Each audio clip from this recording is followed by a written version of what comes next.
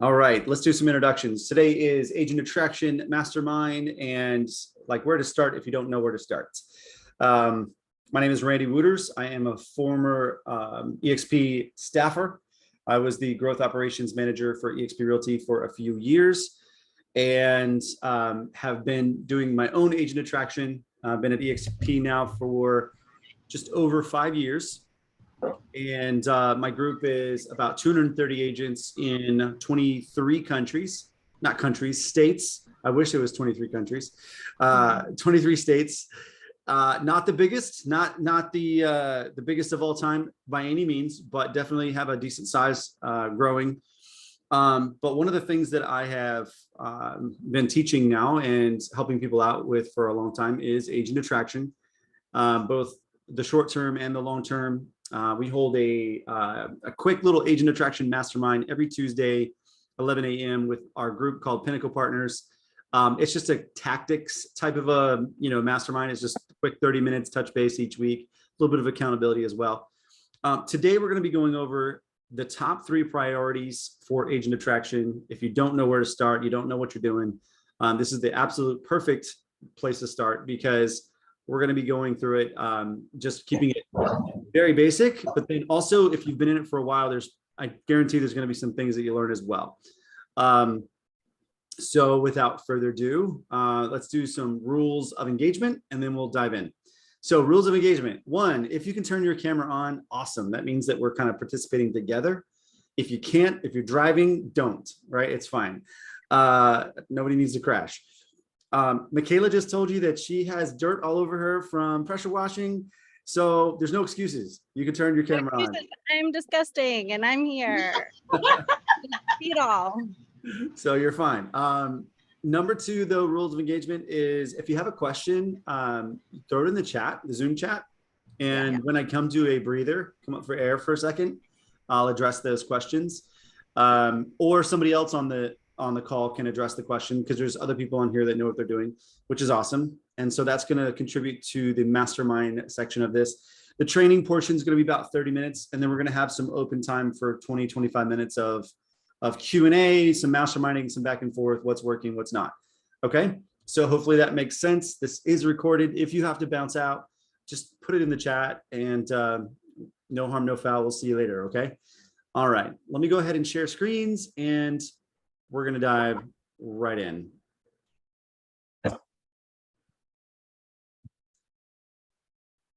Okay. 3 priorities for agent attraction.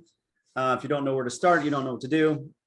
Yes, I have a little consulting company, randyexplains.com. Feel free to check it out. Okay. Simple, not complicated. It's only as complicated as you make it. And that's true with buyers and sellers in your real estate business. And that's true with agent attraction as well. Yes, it can get complicated. I'm not going to tell you that it can't, but it doesn't have to be, right? And so a lot of people try to get too complicated and they get lost, and then their priorities get all messed up. I am and have been a victim of this myself. Okay. You try to make it really complicated, and you got to come back to home base at some point and just say, okay, let me do what I'm good at. Let me simplify this process and just start doing. Lessons I've learned are from personal experiences. Okay. I've helped thousands of agents all over the country, not just agents that I brought into the company, but agents in any downline, any revenue share group. I've helped lots of people. Okay. So we're going to boil this down to the simplest thoughts. If you're feeling like you're not sure where to start with agent attraction, maybe you've gotten off the beaten path, then today was meant for you. I really do believe that, because, Tony Robbins says that a lot of people, they toil over decisions, but the decision is actually made in a split second. You might think a decision took a long time to decide. It didn't. It was a lot of thinking, yes, and a lot of stuff going on, but it only took a split second to decide. And so people who stretch out a decision for a long time really could have made that same decision in a moment. So by the end of this, you have a decision to make. You can make the decision to start going and doing, or you can delay and drag your feet and decide later. Okay. And that's up to you, and nobody can make you do something. Okay. I got to figure out where my Zoom window is going to go. Here's going to go over there. Okay. Priority number one. This is super obvious, but attract to your front line. If you're at eXp Realty, any agent that you personally attract is called a frontline agent. And that has a nickname, FLA. When they do a deal of at least $5,000 GCI or more, they become an FLQA, frontline qualifying agent. Okay. If you're at a different brokerage and you're just recruiting people, that's fine. Then every agent would be like a frontline agent, right? If you get any residuals off of those agents. But today I'm specifically talking about eXp Realty because of the structure and the path to financial freedom that it has. So priority number one, attract to your front line. Make your goal and stick to it. Okay. Whatever your goal is. And right now the goal used to be 40, but guess what the goal now is? It doesn't have to be 40 anymore. It can be 30. eXp did something really incredible 2 weeks ago, 3 weeks ago, 2 or 3 weeks ago, whatever. And they changed the requirement to unlocking 7 tiers from 40 down to 30, which means you have to attract 10 less agents in order to unlock all 7 tiers at eXp Realty. That is amazing. Okay, so now your ultimate goal is at least 30. Okay, that unlocks all 7 tiers. And that's for everybody. That's not just the elites, that's everybody. Now, if you think about the amount of work that it takes to do a transaction, it takes about the same amount of work or labor time to attract an agent. And obviously there's outliers.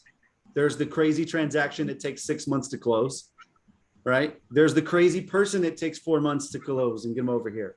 There's a crazy person that can take 2 years to get over here. That's fine. Again, there's outliers, but I would say on average, it's about the same time that it takes to do a transaction. So imagine doing 30 transactions. It takes about that much time to recruit 30 agents. You might say, well, that's for some people, that's 2 years of work. Yeah, you're right. For some people, that's 5 years of work. For some people, that's 6 months, right? It just depends on how fast, how heavy, how aligned your strategies are in order to create those daily habits that lead to victory. Okay.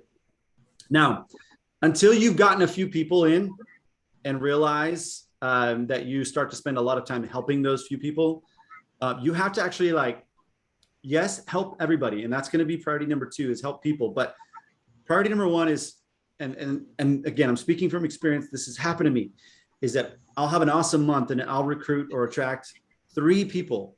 And then I spend the next 3 months just with those 3 people and I don't do anything else. And that's a mistake. You've got to keep your priority as keep the daily habits alive and keep prospecting new agents. Okay. That's tough to do. It's definitely an easier said than done. Okay. All right.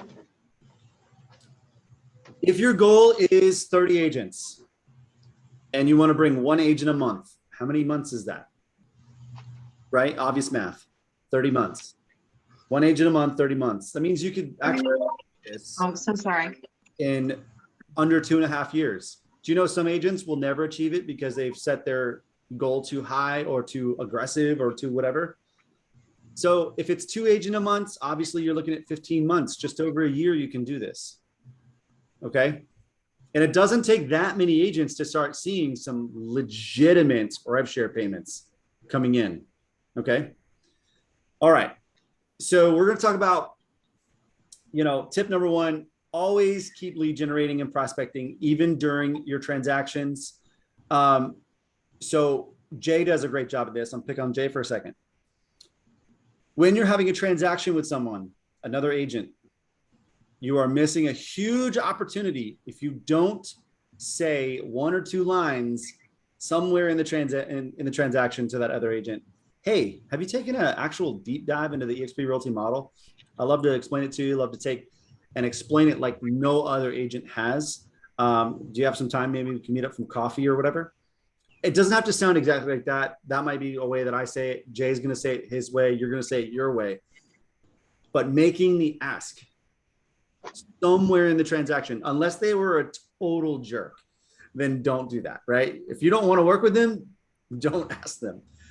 But if they were a nice person, the transaction was smooth, they were cordial and friendly, maybe this is somebody you want to partner with. Okay.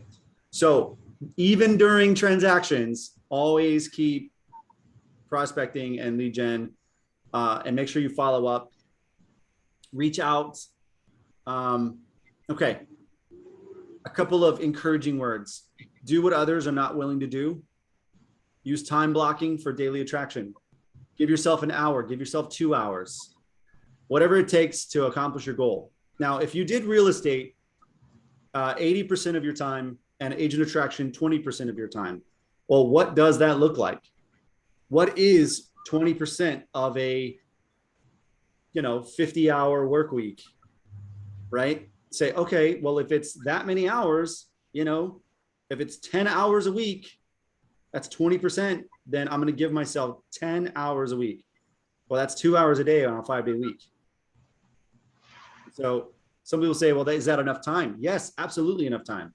Even if you did it 1 hour a day, that's better than nothing.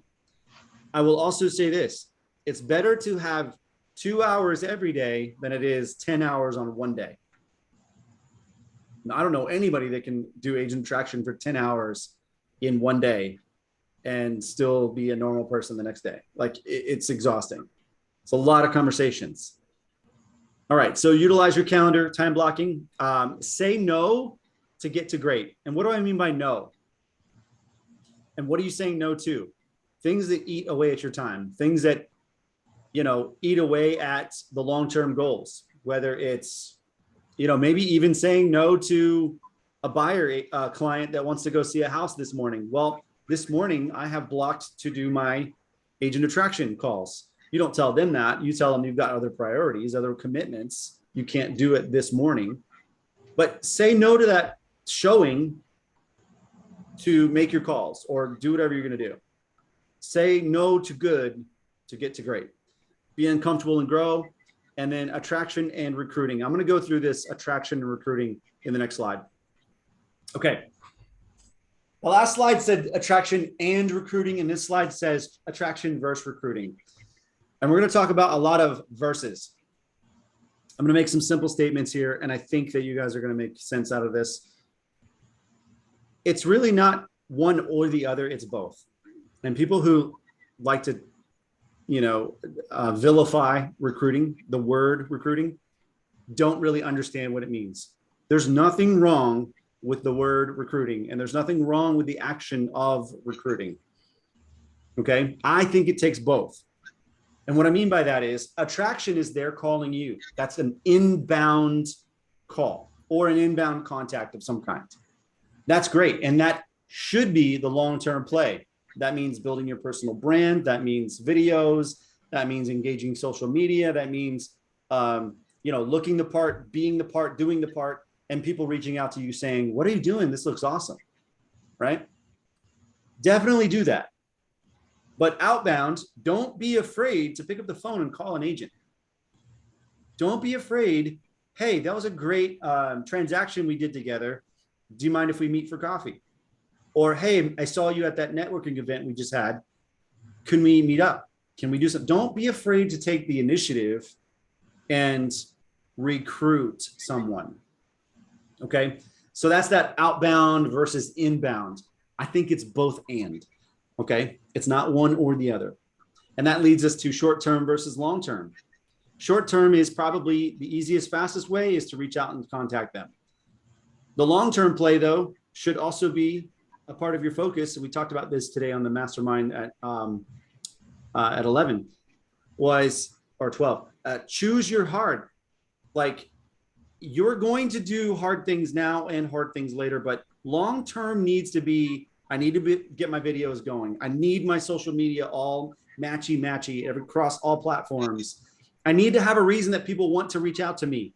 I need to be teaching masterminds. I need to be out and about doing things. Short term is I'm reaching out to them. Long term is they're reaching out to me. That's the inbound, outbound. Okay. And easy versus hard is you're either going to choose your hard now and spend the time and do it now so that life is easier later because now you have passive income. This is the same mentality of like working out, right? Again, this is like all hitting home to me as well. And people who think that you can only preach what you've done, I don't think you understand. You can preach to yourself sometimes. I know if I were to work out right now, I'd have an easier life later, right? So choosing to do the hard things now gives an easier life later. Learning versus action. I actually have somebody right now that I'm helping, and they're stuck in a perpetual learning, and they just keep going to trainings and they just keep going and learning, and it's fine, but it doesn't mean anything until action happens, until some of those principles are put into motion and actually acted upon. This is something we talked about today as well. Perception versus reality. Perception actually equals reality. People don't realize that. Your social media presence, your video presence, your blogging presence, your out and about presence is people's reality of you. Okay, they don't understand that maybe your reality is actually different, and that's okay. We're not trying to lie to people, but what we are saying is we are going after it. So get your videos going. Ask ChatGPT for 50 ideas for videos. Like, it'll tell you. You know, have your posts going. Events, right? If you're hosting an event, perception definitely equals reality. You're the host. People automatically just put you at a different place in their mind. Okay. All right. Relationships. Oh, I'm sorry. I skipped one. Truth versus emotion. When we're actually in the conversation, and this is one that Jay and I always shake our head at, but it's so true. I wish truth trumped emotions for people, but it's just not true. Emotions are far more important to, I would say, the majority of people. Very few people will look at the numbers and look at the reality and say, this is true, I should do this. Most people are afraid, fearful, mistrusting, skeptical. All of these emotions that they've been building and having in their past career and leading up to this phone call or Zoom or in-person meeting is following them. And so when you're explaining EXP and when you're explaining the model and whatever you're doing, you have to crack the emotions nut, okay? Truth is not going to win this. Yes, include truth. Don't lie, obviously. But you have to appeal to their emotions. Okay. Relationship versus transaction. Building relationships, not just recruiting another agent. Forming friendships, forming business relationships. Okay, for the long haul. Your business versus their business. You can't think of it. And Jen, we were just talking about this earlier today. Your business has nothing to do with their business, right? Even if you're a brand new agent, you haven't even done a single deal. Can you explain EXP Realty? Yeah, if you learn about EXP Realty, you can at least make the introduction and have somebody else explain it. Does it matter that you haven't done any business for somebody that you're talking to? No. Because really the reality is their business plugs into this model and it's going to affect their life. What you have done or not have done should not affect what they are going to do here. Okay, so don't think of it like I'm a new agent, I can only attract new agents. That's just not true. Okay, or I've done 10 deals, I can talk to somebody who's done 10 deals. No, actually, you can do one deal and talk to somebody who's done 30 deals. I got a good story for you. This is very brief. I had done maybe 1 year, I was doing full-time growth and growth operations at EXP. And I had only done maybe, I don't know, maybe 8 or 9 transactions that year, the whole year. And I talked to an agent that did 53 units the year before. And I explained the numbers, I explained the model. I said, your business would look crazy in this model. And I showed them the numbers and everything. He actually did make the decision, came over here, and in his first year did 93 transactions at EXP. Okay. Did it have anything to do with my business? No. My little 8-9 deals didn't matter at all. Okay. Because he was an icon agent. It was going to benefit him even more than me. Okay. So get that out of your head. Your model versus their model. The EXP model is different. Okay. It is different than the traditional brokerage model. You have to be able to explain that when you're doing this, when you're talking to agents. And if you can't explain it, get somebody on the Zoom that can. Okay. It is different. Your real estate business versus your agent attraction business. Again, yes, they are different, but they can be complementary. No, you do not have to do any transactions to recruit agents. Does it help? Yeah, it does. The more transactions you do, the more legit in perception, somebody might view you and say, I want to talk to you about real estate, about your business. So yes, they can help each other, but they are two different businesses, different follow-up systems, different allocation of time, different activities. All right. Doing what works versus doing your own thing. Listen, I love people doing their own thing, but just know when you break off of the best practices of agent attraction and recruiting, you stand a higher, a higher percentage of failure if you're going to just make up your own stuff and do what you're going to do. Again, I'm an advocate for being creative. In fact, Michaela, when we were first talking about agent attraction and trying to figure out what she's going to do, I think that led to, I can't take any credit, but I think that led to how she does what she does now with Empowered by Connection. Right? Yeah, I think it played a huge role. I mean, just like coming to you and talking about, like, I loved the model and obviously wanted to grow my group of women down here in the Panhandle. And so, you know, it definitely helped guide me to what is now a much bigger thing than I really ever thought it would turn into. But it's been a really cool thing. I host events like multiple times a month that bring women in from the community, either entrepreneurs, but also like mainly realtors. And we host events like last weekend had a professional photographer that I work very closely with come in, and we I had an agent, this is actually the first time it happened, come to me with her $7 million listing and say, would you please, please, please host one of your events in my listing? It's coming to the market. And I really want to, help get more agents in there. And so that is something that I didn't really consider before, that it would, but it makes sense, obviously. Yeah. And so anyway, like 20 women came out, Amber was there, and everybody walks away with new headshots, lifestyle photos for their branding. And it's just a really good time. There's a lot of connection happening. But the other side of that, which like really resonated with me, Randy, is that you also need to be willing to recruit. So it's like, I'm really, really good at attracting people and like attracting the vibe of people that I want.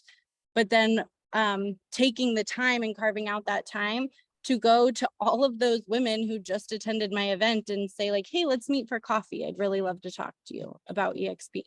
And then so Jay calls that the friend zone, right? Yeah, I'm chilling in the friend zone. You are chilling in the friend zone for a while, right? And you can get out of it, but you've got to take that next step. And actually, I just put it in the chat that you should reach out to Marcy. She came to this meeting and she said, Yeah. So I wish she stayed. That's okay. Yeah. It really comes down to the last part of this though, is you versus you.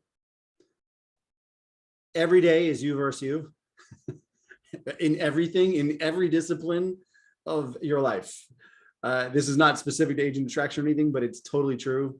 If you're losing weight, if you're doing transactions, if you're prospecting, if you're whatever, it's always you versus you. right? And so one of the best ways to build any type of confidence is to live up to what you said you were going to do, even if it's the smallest thing ever, right? Maybe it's 100 push-ups for the day that left me sore for like a week and a half. Or if it's walking 1 mile.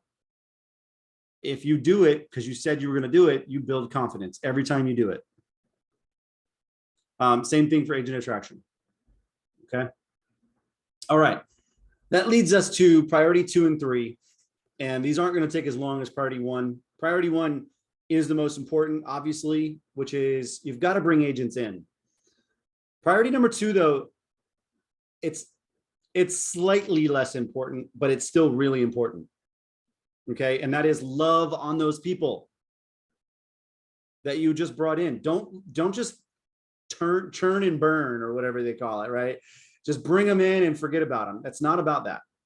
Okay. You're building business partners. So become friends, right? Now you can get back in the friend zone, right? Don't get in the friend zone until you've got them and then get in the friend zone.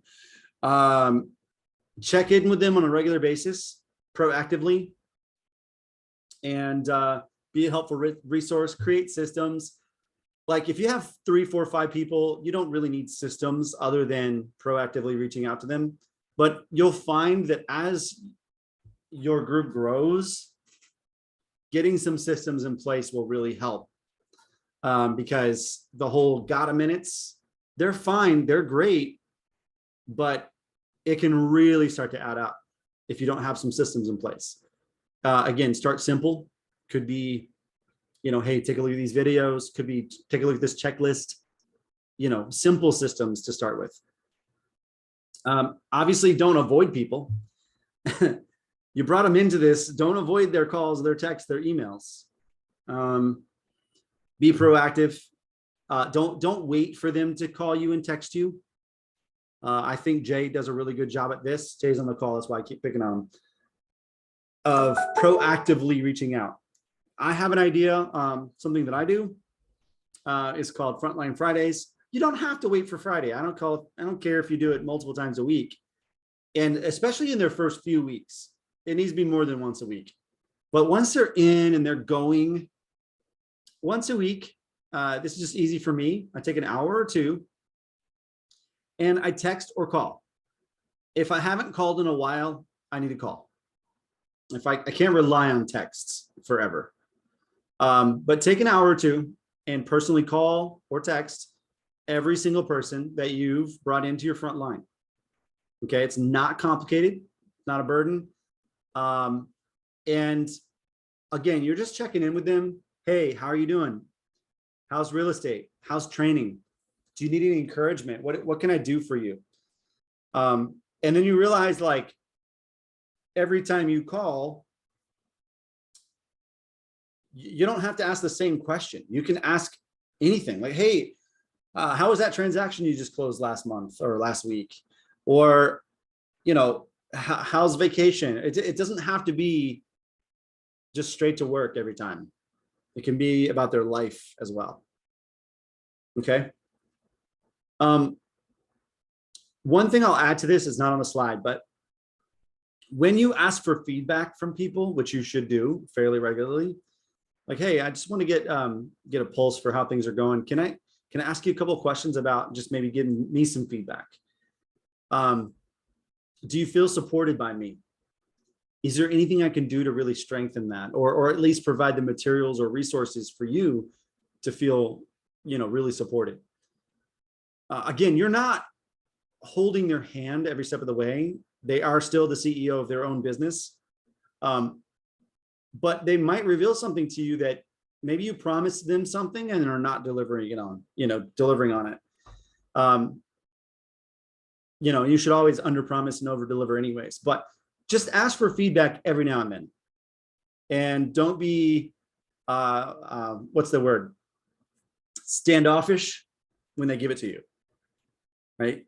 Listen and do the best you can with that. Okay. Here's a few questions that, you can ask.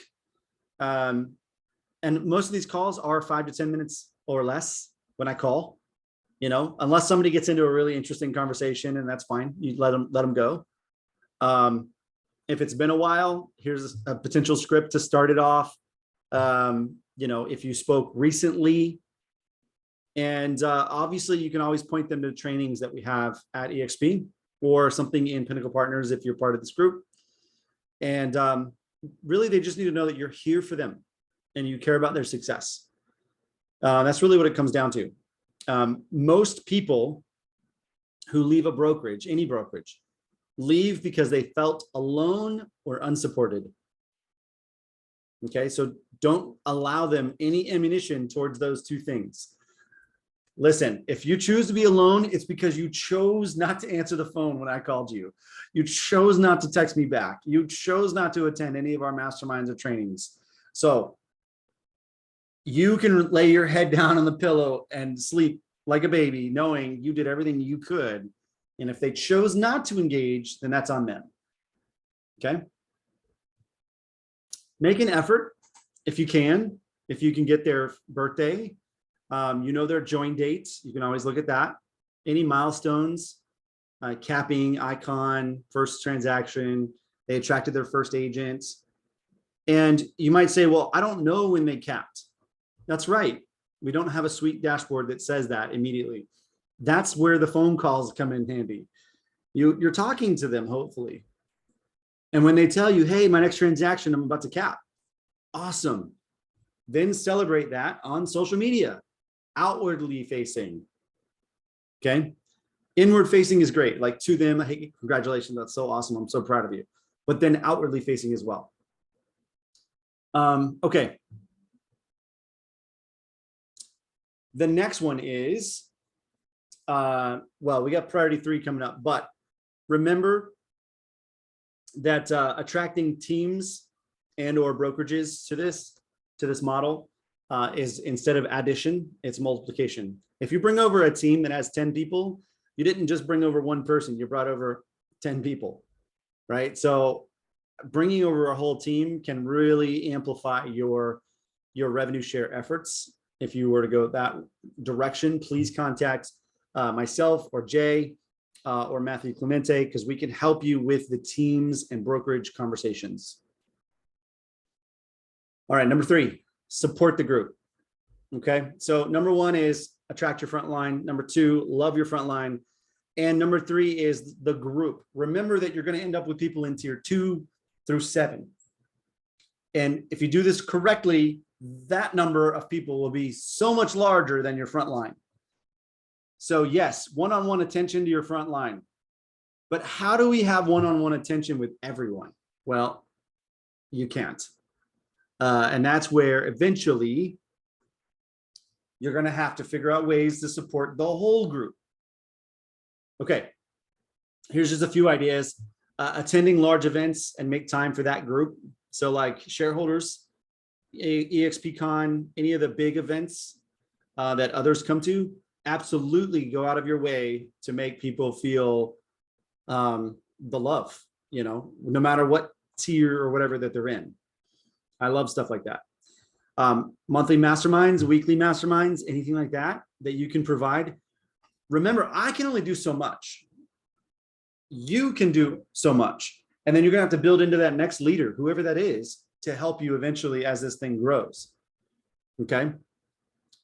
Make yourself available for some third-party validation meetings. That doesn't mean you're available 8:30 at night, when it's bedtime for your little one. It doesn't mean you're, sacrificing all of your golden hours. It just means you have some time available for your third-party validations. And what does that mean, third-party validation? Let's say that Amber wanted to talk to another agent near her, and she wasn't quite sure how to explain EXP. And so what she might do is say, hey, and this is a little script that I use every time. Let's say you're bringing on Jessica, and you say, hey, Jessica, would you be offended if I brought in my mentor, coach, trainer, and maybe they could just help explain this a little bit better, because I'm kind of new and I'm not really sure of all the details. Nobody's going to be offended that you did that. And I specifically use the word offended because nobody's offended. Okay. Would you be offended if I brought somebody else into this Zoom? So then when that person shows up and helps out, that's called a third party validation. And you could bring in Michaela, you could bring in myself, you could bring in somebody else. It's still a third party. And what that means is now all of a sudden there's more credibility to this because it's not just you explaining it to somebody, it's a third party validating you and the model. Okay, and has a big impact. Okay, travel, once you get a group going, traveling to concentrated pockets of your people. I go to, except for this year, I don't know what's going on this year. Most years I go up to New Jersey several times a year because there's a large pocket of the agents that I brought in New Jersey, mostly because of Jay and Matthew and some other folks in New Jersey have brought in big groups. And so I remember one time I started in Newark and I Ubered all the way down the state and then flew out of Philly. I don't recommend that. That was kind of dumb, but it was awesome because it got me in front of quite a bit of the people that are in the group, which is awesome. It was very expensive. Don't do that. So provide free resources to your group and don't be that person that charges for every little thing. Okay. Yes, you can charge for some things. If it's a big thing, then charge for it. But don't be the nickel and dime person. Okay. I just think that that's because their success is your success. There's no need to, right? Decide ahead of time how much time you will allot for the group and make sure it's less than priorities 1 and 2. Okay. Remember priority 1 and 2, priority 1, attracting agents. So if you're supporting the group for 5 hours a week, you'd better be doing number 1 for longer than 5 hours a week. Okay. Again, I'm preaching to myself on this one. Okay. All right. So once your front line has been reached, desired size, you can then start allocating some more time to the group. And if you're just starting, then there is no size, and that's fine. That means that all of the work is on you right now. Okay. That means you bringing over the first agent, then the first 5 agents, then the first 10 agents. It's not easy. And if it were easy, everyone would have millions of dollars of revenue share.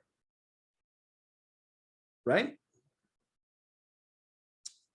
It is a really cool feeling though, for, in a month to make over, 10 grand in a month of revenue share, because you realize this is like, we're not allowed to call it passive anymore, but this is like leveraged income. I did not have to go out and sell that real estate to get over $10,000 that month. And it can really support you if you had a down month in real estate, which I hope that's everybody's goal. Because, for me, it's paid most of my bills for the last couple of years. And when I sell real estate, that's awesome, but it's kind of bonus. So now, now I have your attention, 10K. Yes. So Jay, I'm gonna put you on the spot, bro. What's your biggest month of income in revenue share?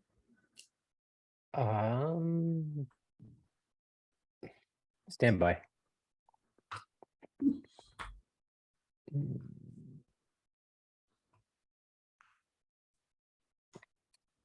So far, 9,200.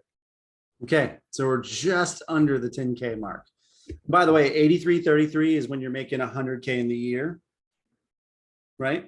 That's 6 figures. So at least $8,300 in a month is like a 6-figure salary, if you think about it like that. So imagine passively making 6 figures. Okay, then you become work optional, or then it just gives you more options of what to do. I have had a $11,000 month before. It's great. It's fantastic. Jay, for that 9,200, how many agents did you personally sponsor? 13. 13. So we're And- talking some huge number. No, and 10 of them were FLQAs. Right. So that means that 3 are still getting ramped up, still trying to figure it out. That's fine. My point of that is a real estate transaction, average price point, let's say average price point is about 400K, 2.5%, 3%, whatever. You're looking at about 10 grand take home. Okay. And you need to do a lot of work to get that. And that's fine. You do all the lead generation and all that stuff. And that's awesome. But you've got to then turn around and do it again the next month. And the next month, and the next month, and the next month, so on and so on. But when you recruit an agent, it's going to pay every time they do a transaction for their entire career while they're at EXP. So I hope you guys are starting to see like the reason that we're doing this is because we're trying to build something that's truly like building generational wealth. Because if I pass away, my wife keeps getting that income every month. She doesn't have to go to work. She just has to get her license, hang it with EXP. She has 1 year to do that. Okay. And then she gets that revenue share payment without having to go to work. Right. So that's really cool. That's it. A lot of talking. Sorry. I'm good at that. Comments, questions, concerns. 10K is totally within everybody's reach. My sponsor brought me in 5 years ago. He's got just over 43 agents in his front line. And he's pulling in, I haven't looked recently, but last time I looked, it was about 80, 90K a month. Okay. And it's just like totally doable. And his sponsor, at a zero. 800, 900K a month. It's ridiculous. So if nobody has anything to say, I'm going to ask a question and you can put it in the chat or you can say it out loud. What is your goal for the next, I'm not going to give like next 5 years. I mean like for the next month, the next 30 days. What is your goal for how many agents? You can't decide success, but how many agents are you at least going to talk to in terms of getting out of the friend zone, Michaela? How many agents are you going to talk to about eXp Realty in the next 30 days?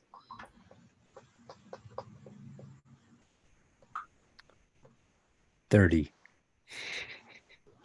Jay Frank says 30. I'm writing this down. I'm going to have an accountability partner too. And Randy's going to be on 30 Zooms. That's how Jay does it. I'm not kidding. He meets 30 people and he puts me on 30 Zooms, and that's fine. Well, you are a deal maker, Randy. I mean, hey, Yeah. it won you over. It won Michaela over too.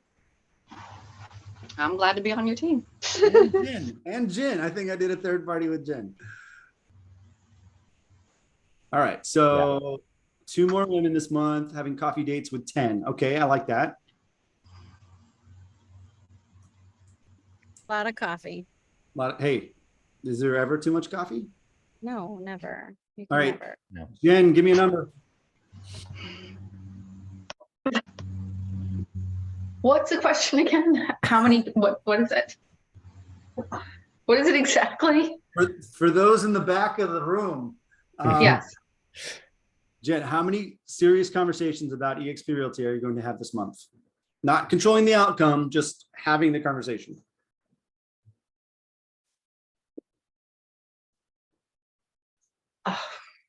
I don't know. Like, yeah, I don't know. I'm going to commit to calling people, Okay. but I don't know how many conversations that's going to equal.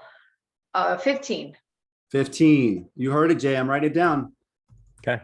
I'm writing it down. 15 for Jen. Amber? I have 3 in mind that I want to reach out to. Okay. And then let's say 10 more conversations. 13. So I'm going to give a recommendation. Obviously, the numbers are great, but don't make the mistake. You know, I say friend zone and all this other stuff, but I like to watch patterns in people and conversations, and you'll see, especially if someone comes brand new into the real estate business, and so many people say call your sphere, right? So 90% of the time you'll call your sphere and you'll have a conversation with your, hey, how's family, blah, blah, blah, blah, blah. And then at the end of the conversation, you'll say, hey, by the way, I'm a real estate agent now. If you know anybody, do you know anybody? And then what happens is if you do that, everything in the beginning of that conversation goes to waste. They think that it's a bogus conversation. They think you don't care about like any of your intentions in the beginning. So many new agents or even agents who've been in the business, or it doesn't even matter if it's real estate or anything, they make that mistake all the time. So just flip the script. So when I call somebody, if I'm intentionally calling somebody for something or make them aware of something, that thing is going to be said right away. So, hey, Michaela, it's Jay. Jay, say I know you or don't know you. It doesn't matter. Hey, Michaela, it's Jay Frank, eXp Realty. How you doing? Good. Hey, listen, I just was reaching out to you. eXp is a fast growing brokerage. We're always looking to partner up with agents. Would you be open to having a conversation and seeing what your business would look like inside the eXp model? Yes, no, blah, blah, blah. But if I knew you, I would have done that in the beginning and then say, hey, what's going on with business? How's life? Or, stuff like that. Just flip the script. And it's kind of like the same scenario. You hear so many people say it in business or in life. Swallow the frog early in the morning. Just swallow the frog early in the conversation. So People appreciate it because they feel like you're being honest and direct about your intentions of calling them, and then talk about whatever you want. Yep. And the thing is too, is like, set your intentions. My intentions are, I know this is going to benefit this person more than it's going to benefit me. Yeah. So my intentions are, how can I get this person to actually listen to what I'm saying and not just hear words come out of my mouth? So, and if I don't do that right, I feel like I failed them.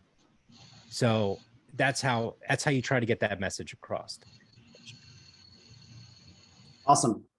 I think that's great. Okay. The people on this call are getting a invite from me right now for 1 month from now. Sweet. Let's do it. Or an accountability call. I feel a homework assignment is the 15th. Well, the homework I know it's assignment not. is to do what you said you were going to do. I know. And I actually wrote down the numbers, and I'm going to text you in a week. I'm going to text you each week until we lead up to this call. Great. I love it. Okay, so we got Amber, Jay, Jen, Kayla. Okay, that's it. And Practice what you're going to say as well. Oh, that's what I wanted to ask. Is there like a script or guideline in that, either in any of like the trainings or anything, or is there something recommended with that? yeah, Yeah. tons of stuff. Tell you what, Okay, go ahead. let me give, I've got I think I wrote it down somewhere. so much stuff, but yes, let me, Ones that you guys know that would recommend, but I haven't really delved into that side yet on EXP. But and Michaela, I heard that you gave you had a great mastermind or a weekend or something. I had a retreat. And I'd love to learn more about that too. Okay. Yes. Reach out to Maybe we me. can talk about. Yeah, just send me a note. Randy will share my cell phone number, however you want to connect with me. I'm on all the things, and we can set up a time to chat. I'm happy to share anything about it. Oh, thank you. Okay, great. Awesome. Thank you. I just shared a doc. It's agent attraction scripts. And yes, there's scripts, but the most powerful part about it, if you open it up as a document, you'll see that there's a outline summary on the left. And if you scroll down, you'll see there's tons of objection handlers that you can learn.